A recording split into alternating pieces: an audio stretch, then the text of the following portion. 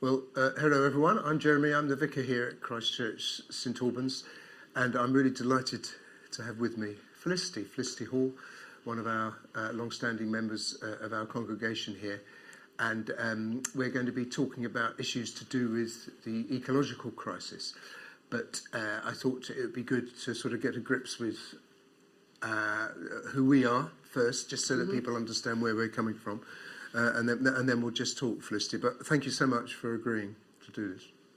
My pleasure. Now, your career has been very specialised, I would say, hasn't it? Do you want to tell me a little bit about your career? Reasonably specialised, I suppose. I've worked as a translator most of my working life. From English? From German, French and Dutch into English. Right. Oh, blimey. That's impressive. And worked in London. I lived in Germany for a year doing something different, but then I worked in London. Yeah. And then I moved to Luxembourg, where I worked for the European Parliament. So in fact, were you in the sessions, basically? No, the interpreters are in the sessions. Right. We did all the documents. Any document that a Parliament needs, we worked on. So legislation, political speeches, not always great, and everything in between. So did you learn was it interesting what you were reading, or did you just get on with it, and not really take note? Well, I suppose like most jobs, there are the good bits and the bad bits. There were wrong bits, but there was a lot of interesting stuff. Sometimes relating to countries, and I ended up, because of interest, doing a lot, and because other people weren't so happy to do it, a lot of the environmental and the agricultural stuff, because I wasn't fazed by that. And so, for example, when there was the BSE crisis here in Britain, we had to do a lot of work on that because of special commissions and committees and debates and things. So I had to try and get to grips with what this disease was and what it did and how it worked and all related things. And then a lot of environmental issues as well, which was quite interesting. And then I moved on latterly to doing quite a lot with integrating new translation units when countries joined. When they joined the EU? When they joined the EU, because you have to set up a structure for translation from into those languages. Of course, yeah, I suppose, yes. I suppose this is all the stuff a layman wouldn't really think about, but that must be a massive task with there are 27 nations there were only 23 languages, I think. Right. Yeah, it makes good fun, the websites, because you can look up things in any language you like, if it's an EU language.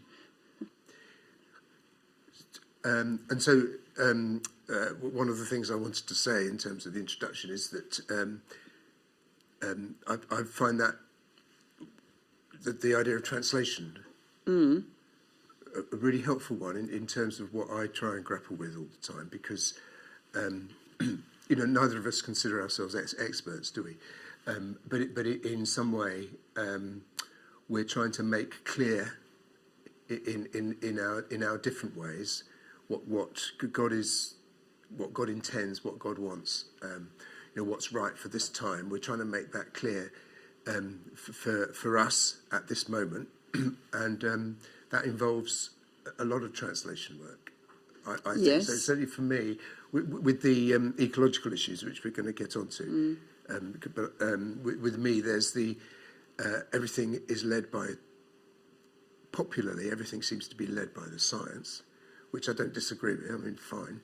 But theologically, I don't want to be led by the science. But then the theology and the science should make sense. So I find myself trying to translate theology into scientific methodology, but also to try and go the opposite way and saying this is what the science is saying, but actually the theology is saying something else. And I think in terms of ecology and the climate crisis, it's like there is a crisis, no doubt at all. But how can we? How can I think part of my role is to translate it into what is a distinctly Christian. What's a distinctly Christian response to the climate crisis? Because we don't have to just accept hook, line, and sinker what the science is necessarily saying. There are other issues, aren't there? Yes, I mean, I think thinking about it sort of generally, if you're prepared to take, as it were, both Old Testament and New Testament, as to put it all together, because I think we sometimes tend to concentrate very hard on New Testament, and therefore, but it's at base, it's a discipleship issue, isn't it? The whole creation care thing, and therefore climate change and all the rest, it all comes back to root discipleship, I think.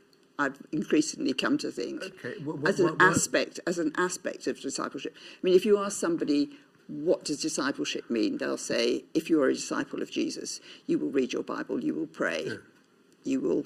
Right. All of which is true, but in a sense, they're all facets of discipleship, aren't they? I mean, like you say, Christians should be hospitable. Christians should read their Bible. Yes. If you think of it a bit like, I don't know, a diamond, to get a diamond to work, as I understand it, in a piece of jewellery, you cut it and you polish it, and you need every facet to be in some way dealt with, shined up, so that the whole thing sparkles.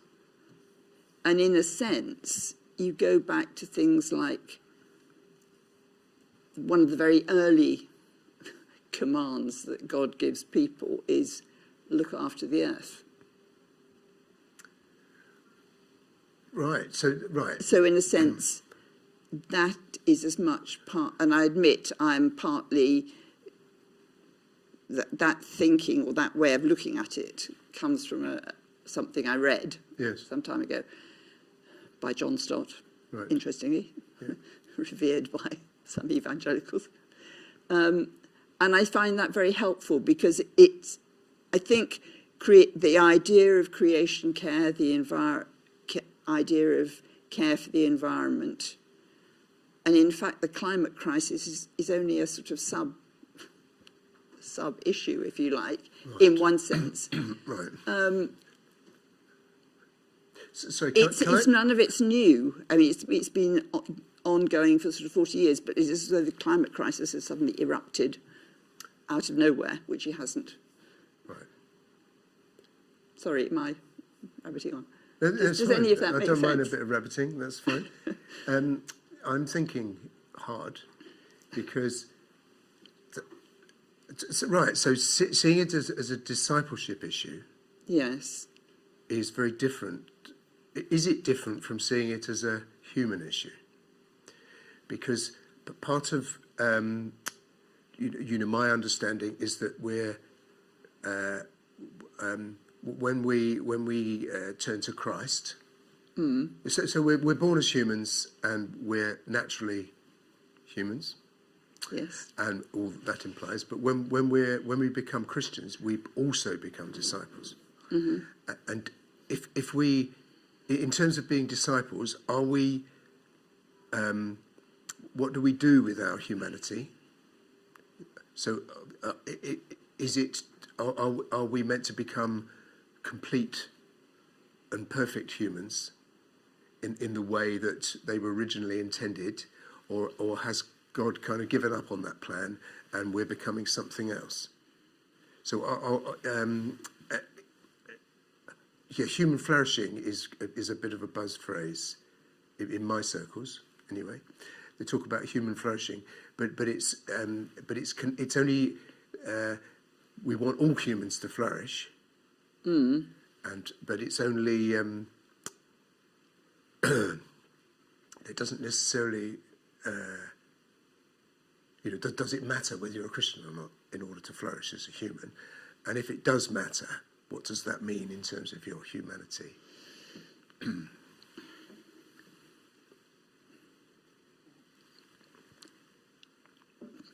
There was a quote, which is, I think I'm coming at it slightly backwards. There was a quote that I shared with you at some point by this, that Hilary Marlowe used in her lecture at the Abbey, when it was the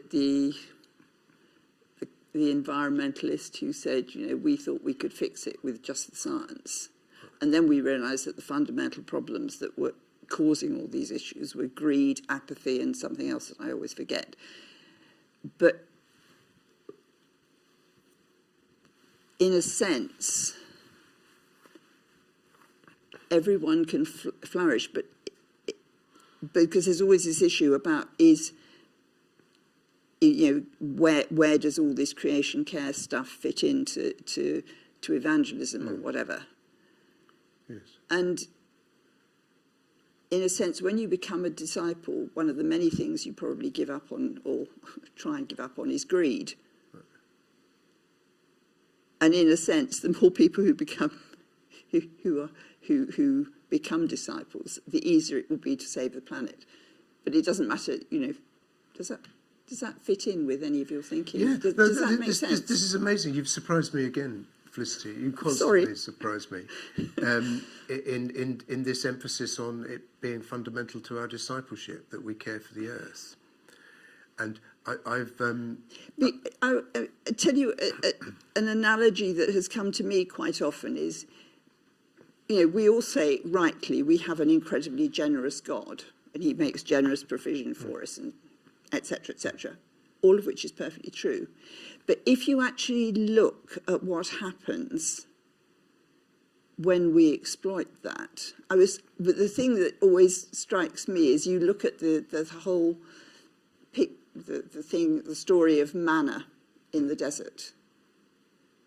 They got very specific instructions about how they would handle manna.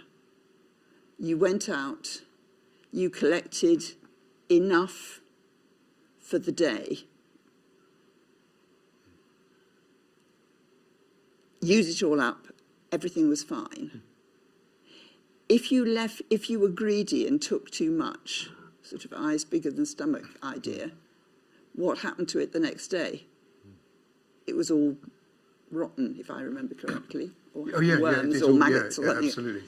And then there was one day when you put stuff aside, which was the day before the pre-Sabbath day, and then it was all right. And to me, there are hundreds of other incidents you could go to, all the minor prophets who sort of go on about, why are you being greedy and leaving the poor not have anything. Right. Yes, there's a generous God. Right. He made, if in your Israelite family you had 10 hungry teenagers, you could go out and gather as much as you wanted and feed the lot of them and they wouldn't be hungry. But you took what you needed, not to excess. And there's an inbuilt trust in there because you're dealing with the day. Does that? Well, no, this is really good because it means that, therefore, the goodness of creation and humanity's role in allowing it to flourish is entwined with us living decent. Is living Christianly, in fact, living Christian life. Basically, because in a sense, you've got that when, don't ask me which letter it's in, but in whichever letter of Paul's it is, where he tells the church off, basically, for having what were essentially meals together, possibly including communion, I can't remember the rate, but basically, why do some of you gorge and you leave other people with nothing to eat? Yes. And then you think you're going to have a meaningful service. It's just part of the Corinthian correspondence. That's right. I never remember which letter these things come in. But that's in a sense, that's the same. Right. And that's Paul saying to them, this is not how Christians behave. Right. This is not how God wants you to live. Right. So does that This is a real foundation, isn't it? Is if we're but it is looking at it from a different perspective. It's not so much, goodness me, there's a climate crisis. What are we going to do about it? It's actually how do I live? How does our discipleship work out? Because that will be the right thing for the climate. Yes. Because something I've done recently because I teach training vicars in lots of topics, and we had to talk about St. Francis in terms of spirituality, and he kind of pushes this to an extreme in that he calls everything in the world either brother or sister. So it's brother sun, sister moon, and he's just so sensitive to the fact that we're all created beings. Even stones and everything are created, and he is so keen to live in sympathy with all that and to recognise the goodness of God. I mean, he's very orthodox in his belief, the goodness of God in Christ as seen through these things. And it's personified that they feel that he was so in tune with stuff that there are several incidents where he speaks to the animals. He preaches at the birds and they listen until he dismisses them and blesses them and they fly away, And that whole sense of blessing, allowing creation to be the blessing to us, but also allowing us to bless the rest of creation. And I think he was 13th century or something, so he was a radical pioneer, really. But the idea that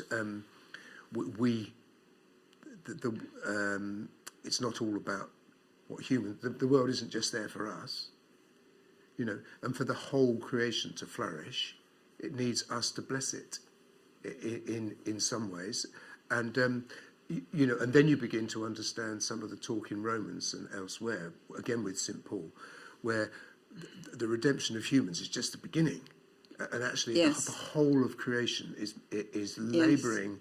There's something wrong. It's burdened, but somehow the liberation is coming when we live properly as the children of God that we are. Then the whole of creation rejoices and it's set free.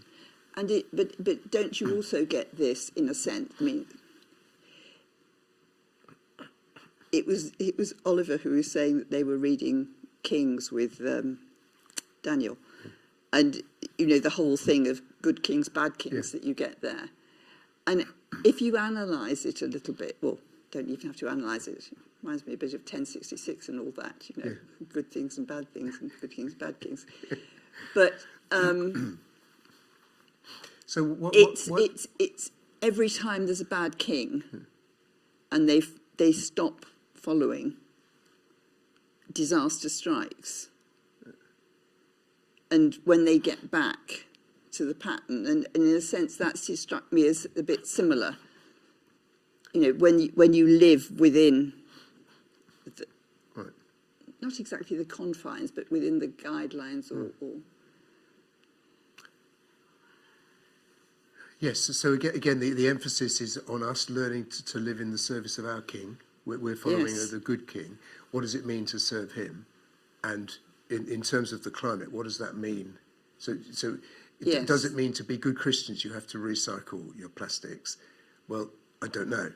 But it means that there are living simply, living morally. So the greed thing is a moral issue, isn't it? That's not a scientific issue, although there are massive scientific implications. It's not necessarily, it's certainly a justice issue, but it's also it's a moral issue, and therefore the climate is affected by how we live, by our moral choices, because the injustice is one of the most painful things about the climate crisis, isn't it? Yes. Major factor. I mean, in that sense, it is, because you can do everything you want to try and conserve an environment or create nice habitats or whatever. But if you yourself are not convinced, you're actually not conserving it for future generations in a sense. I mean, you are, loosely. But if creation is something that God says is good, which he does frequently at the beginning, and it comes through also in all the going through Psalms, all the things. Does God really want us to trash it?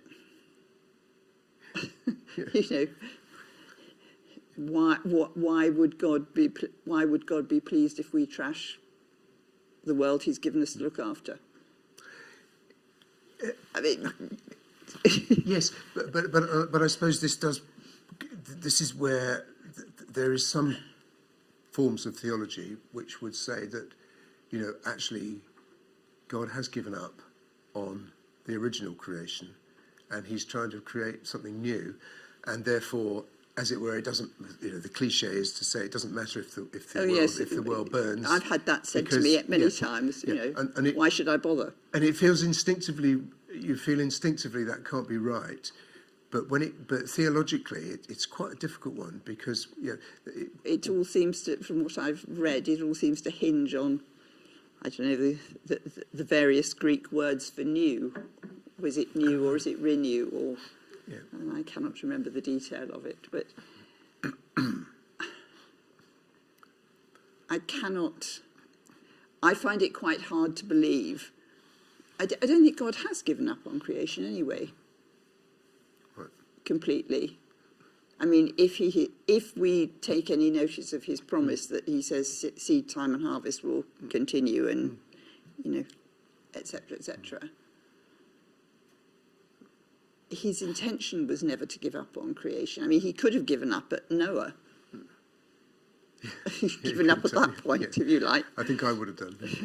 Noah and the ark. Yeah. Okay. So and again, if I can just clarify something there. The whole concept of judgment, that even Christians are going to be judged, is because what we do matters. And that's all. So judgment's a really good thing because it gives value to what we do. And therefore, what happens, you can follow that through and say, what happens to the whole of creation must matter in some way. And when judgment comes, what lies beyond the judgment, what lasts, is in some way connected to what's here. Yeah. And therefore, we are affecting what future perfection looks like by the way we abuse or enhance or bless the creation as it stands. So there's definitely something that goes beyond all the decay and the destruction. So it does matter. So, I can argue that it matters, and I can see that it matters simply because otherwise God's judgment on us just wouldn't make sense. It would be meaningless unless what we do actually matters. So now we've finished our introduction. Let's get on with the actual interview. Because that's brilliant. Because obviously you spend a lot of time with Arosha, which is an organisation that we've had a lot of connection with at Christchurch. Really brilliant, global Christian organisation. For a long time, deeply entwined with these issues. Now, can you tell us a little bit about your involvement and why it's important to you and what we should take from Arosha? Well, I suppose I've known about it almost since its inception in Portugal. So just to go back to what you said about their foundation, in the sense that it was considered a bit daring and not necessarily. So what they were trying to achieve was not necessarily seen as proper. Because is that because it wasn't normal mission? Right.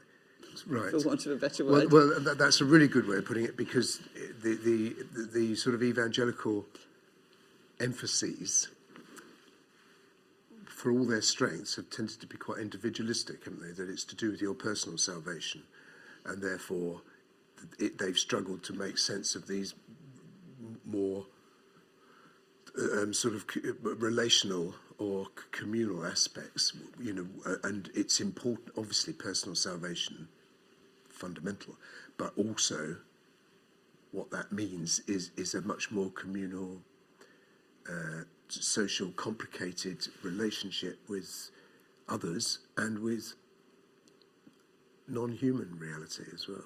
Yes. I think whether Russia has been instrumental or whether they've been part of a greater movement, there does seem to be more sympathy and more recognition of that kind of interconnectedness. Yes, I can't remember when it was actually written, but I recently read something which said that Francis Schaeffer, philosopher, whatever, going back to whenever it was. Yeah. I remember some books when I was a student. Yeah. But he wrote something which, on pollution, which, if you like, was an early aspect of it, in relation to Christianity and sort of Christian life.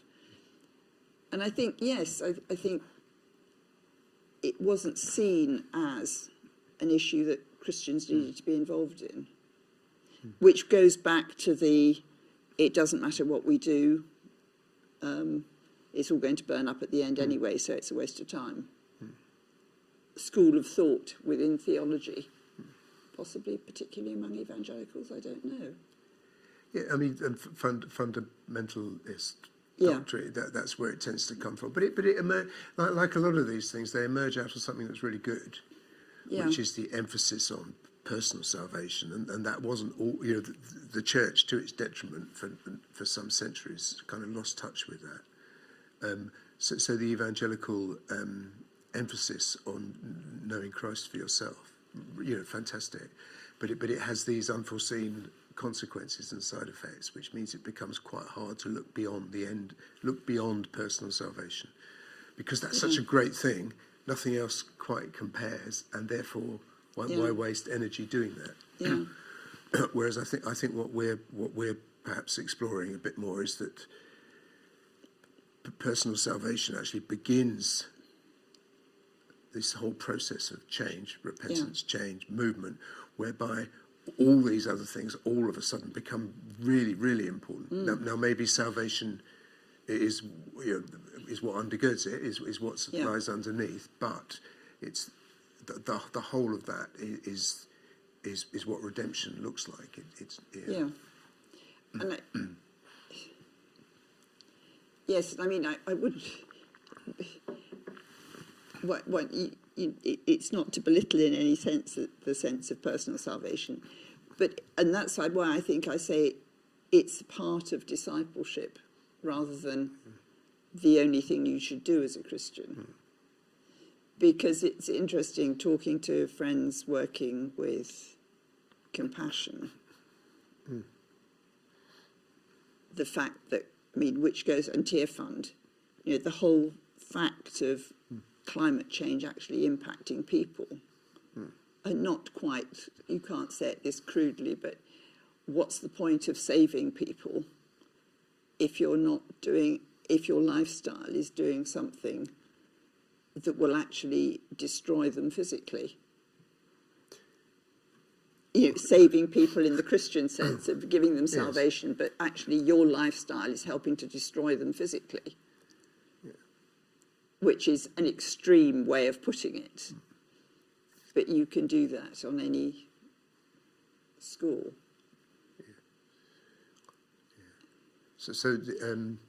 I think the other aspect that Russia probably helped with, and which I think people may lose sight of, I don't know. We say creation is good, and we thank God for creation and so on and so forth. But I wonder how many people just sort of accept it as something that is there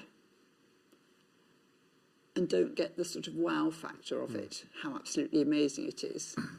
Whether you're, a biologist looking down a microscope at the minutiae of life, or you're somebody looking at the massiveness of space and all those things. And do do we, in a sense, take that amazingness of the universe for granted?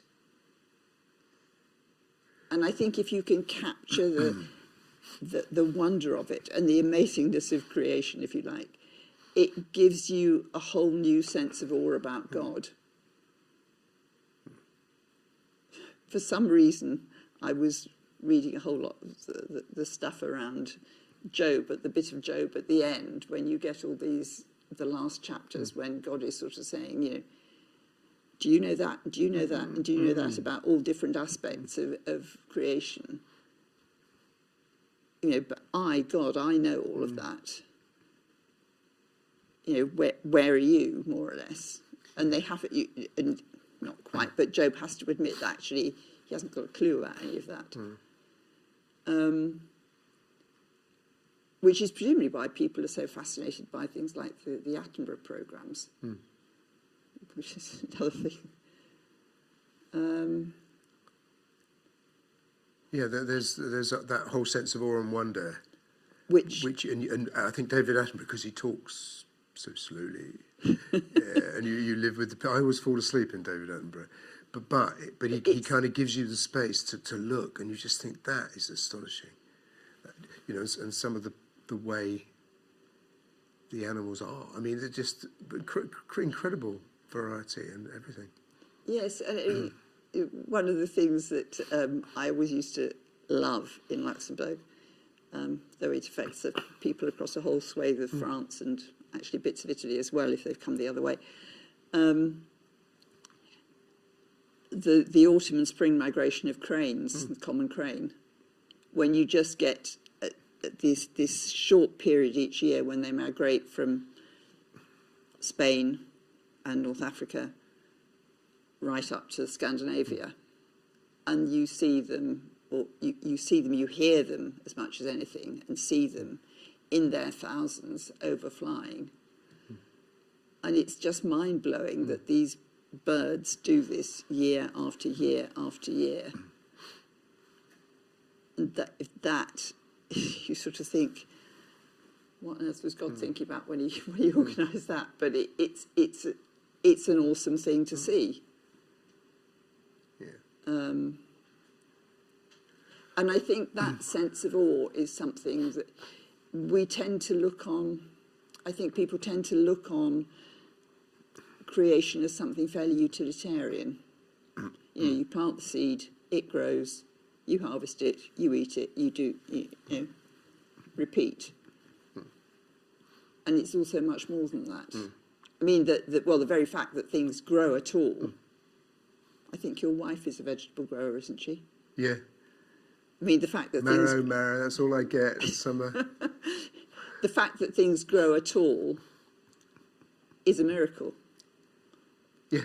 Why? Why on earth would that happen? I mean, it's, and the fact that what grows is something we can eat. You know, yes. Why should it be? Yes. Why should it be not make us vomit or something? You know, I know some things do, but it's like some astonishing links that we just take for granted. And that's all within God's creation. I mean, yes, humans have applied their brains to the stuff we now eat, but it's all there. And do we remotely appreciate it? And therefore do we treat it? And that's where you then get down to things like, well, why do we throw all this food away? And I think how it fits into one's discipleship, it will be different for every person. But I think it's all, these are some of the aspects. Yeah, it's broad and deep, isn't it? I suppose one thing that, again, to quote St. Francis's example, is that he went beyond embracing the beautiful, and he insisted on looking at the ugly.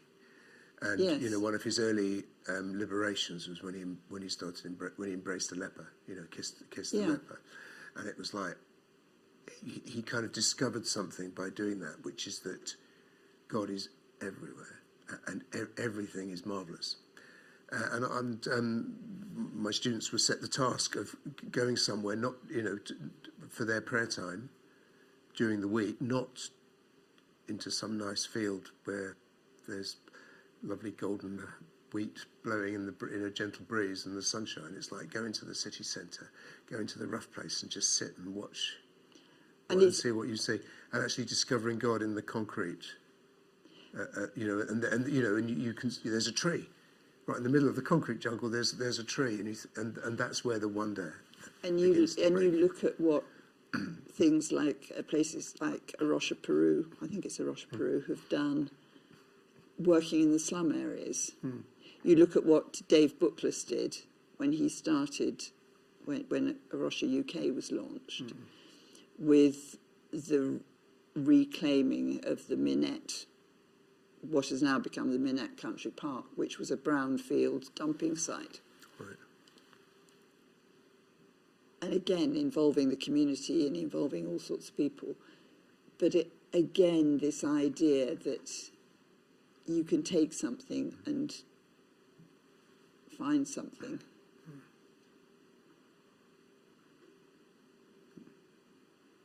I don't know. But in terms of what Russia does, I think what's interesting also is it very much, it looks at creation, but it also looks very much at community. Right. Which I think is interesting. And Christian community and conservation and cross-cultural and is that an accident of history, or did they kind of deliberately make that link? I think that was a deliberate. Because when they set up the place in Portugal, centre in Portugal, it was where people could come, right, and where there was an intentional community. Right. Because one read thing the book. Yeah.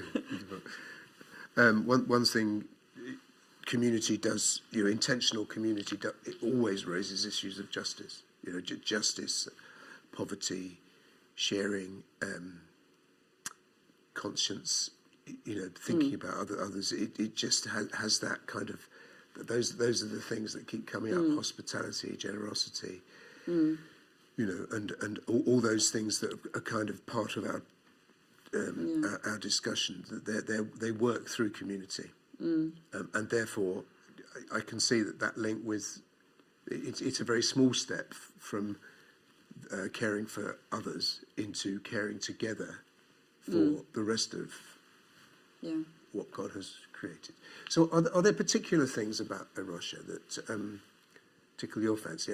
Theologically, are there particular strands of their work that you think, that's really spot on? I don't know. I suppose I've not thought about it in those terms necessarily, but I do think the community is good. Is helpful, because in a sense, as in any community, you see the good and the bad, and the problems and everything else. I think in the early days, probably the acknowledgement that to be a Christian and to care about or be interested in things. And see God in creation. It sounds a bit odd, but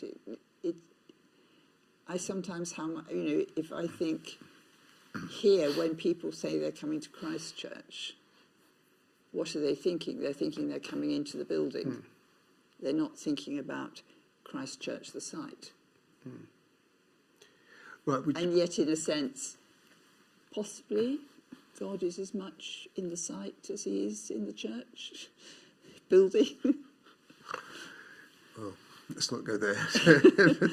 No, but I mean, in a sense, you can go and work on the site, in the church, in the grounds, and you can be wowed by what God is doing every bit as much as you can. In a sense, it's different, but right.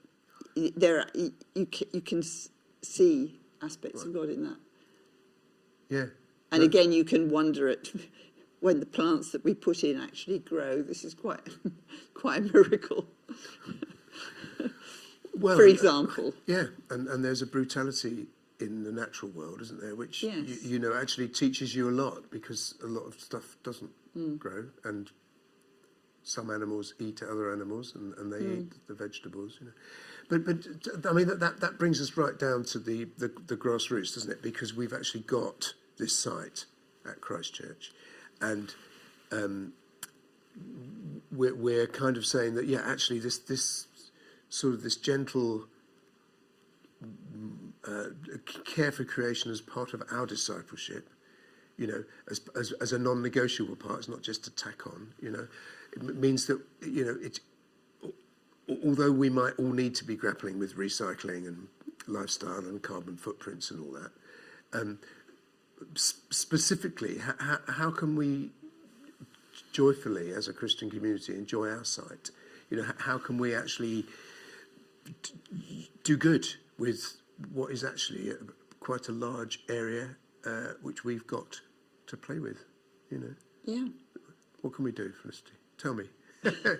Well, we could do 101 things, but I think it's important that the church as a whole grapples with it. It's not for me to say, in a sense, and possibly it's also what does the community that surrounds this church, I don't mean the church community, I mean the parish, to put it loosely, what would be best for the parish?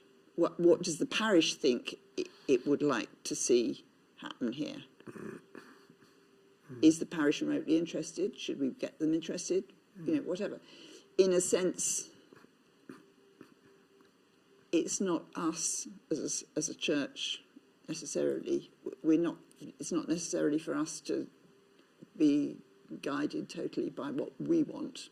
Though I think it's important that the church thinks about what it wants to do with the site as a whole, the church as a whole, membership, whatever you want to call it. The people who come here, what do they want with it? What do they want? Yeah. What do they know? You know, the groups who use the site, who use the building, what does the site, if anything, mean to them?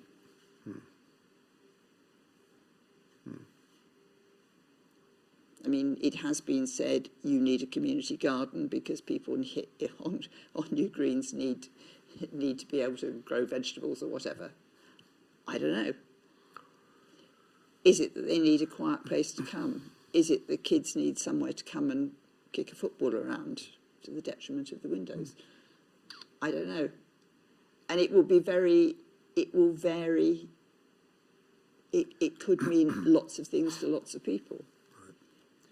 So, or do we want it just as a sort of manicured lawn, like an extension of somebody's best sitting room? yeah, I would say not personally, but that, I mean, it's it's not necessarily what I think. It's what does the church want? Yeah. I think that is an interesting point, because that's exactly what the lawn felt like when I came 22 years ago. In 2001, it felt like the church was the building, and we had this perfectly manicured lawn outside, which was that's all we had. And okay, that might have been fine, or that might have been fashionable, or that might have been just unconscious or whatever.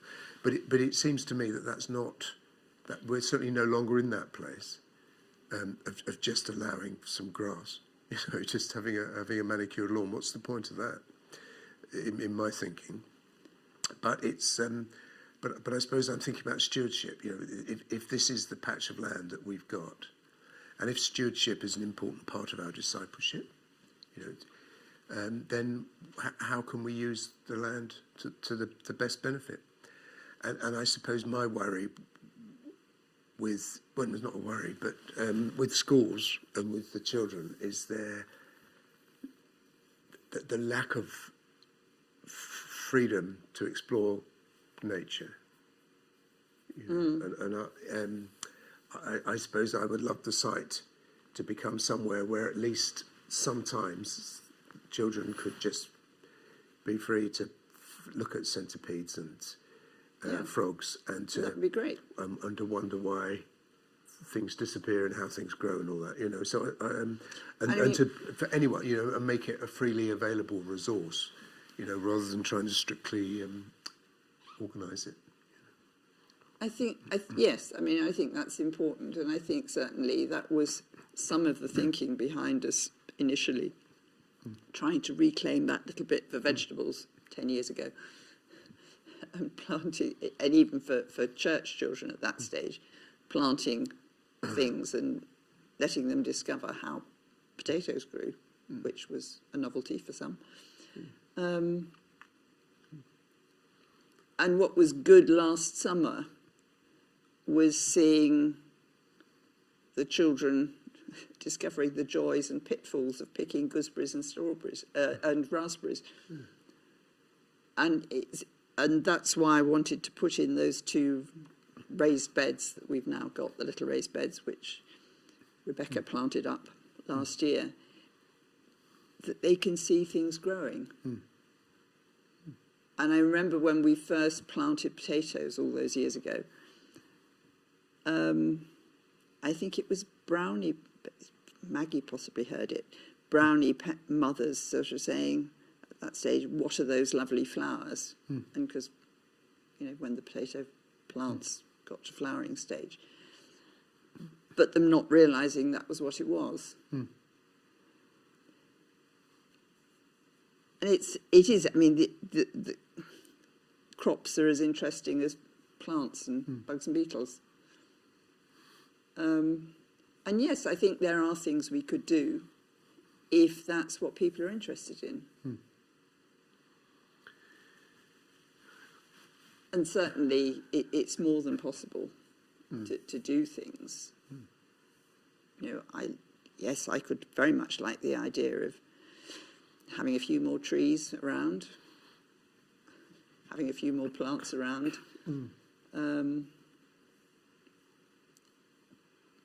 But I think it also needs to be a place where people can come and sit, if that's... And I think people do find that kind of solace from the natural world, don't they? And so allowing it to flourish. I mean, I'd love to see loads of butterflies, for instance. That would just seem to me... Plant a few buddleias. Perfect thing, yeah. You know, and And plant a few nettles. Yeah. Because that's, as I was talking to Claire about it on Sunday, that, you know, nettles are an amazing host plant for butterfly eggs. So if you want butterflies, have nettles. Which does introduce another factor, which is that we really need to have little pools of water, don't we? Stagnant pools, because that's meant to be really useful. But of course, health and safety wouldn't allow us to, because kids come playing around here and they'll fall in and, you know, and all that. Yeah, I think and like having nettles as well, you know. I don't think, yes. Yes, I think you work with the site you've got rather than busily create hundreds of habitats that you don't have. I mean, it must, at some stage, if this was a farm in the beginnings of time, which it presumably was farmland. New Greens farm, yeah. There must be quite a lot of potential in the soil. And you could do all sorts of things. Let kids loose with a series of hand lenses, magnifying glasses, or you could do all sorts of things with it. Yeah. But I think it is quite important to discover what it is that the church membership thinks it wants from the site. Yeah. Does it want to have picnics outside? Does it want to do this, or does it just want? Would it prefer to have a lawn? I mean, I think it is used for playing games, which is great. Or is it that people feel they've all got their own gardens and they haven't got time to do anything here, and therefore they just concentrate on the building? None of it is right, none of it is wrong. Are we prepared to have a slightly wild site? Feral. Yes.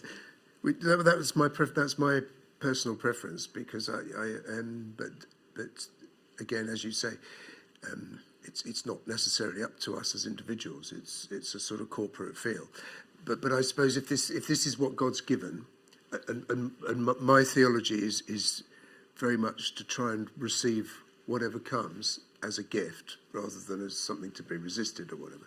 You know, if this is the gift, you know, how do we want to use the gift? And the nature of gifts is that you can use them in different ways, and it's up to you. So that you know, we're not absolved of responsibility.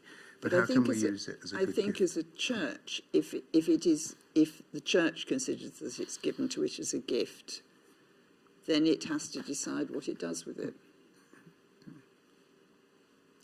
Felicity, this has been great. So thank you so much. Is there any last words of wisdom that you can offer to us on the theme of ecology and stewardship and discipleship and